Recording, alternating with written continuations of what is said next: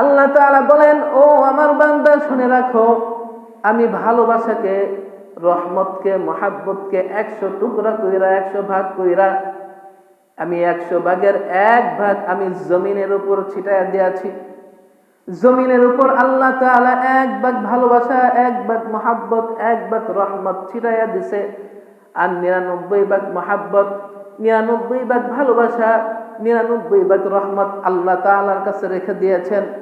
এই 1 ভাগ মহাব্বতের কারণে, ভালোবাসার কারণে স্বামী স্ত্রীকে ভালোবাসে, স্ত্রী স্বামীকে ভালোবাসে, পিতা সন্তানকে ভালোবাসে, সন্তান পিতাকে ভালোবাসে, আবার মা সন্তানকে ভালোবাসে, সন্তান মাকে ভালোবাসে।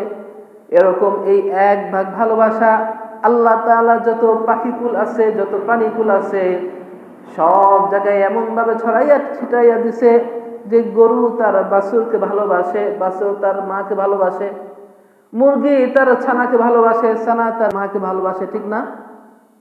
দেখবেন মুরগি যখন এরকম ভাবে আকাশ দিয়ে চিল উড়ে যেতে দেখে, তখন তার ডানাটা এমন ভাবে প্রসারিত করে দেয় যেন ওই মার উপরে চিলের আঘাত আসুক, কিন্তু বাচ্চার উপর যেন কোনো আঘাত না আসে।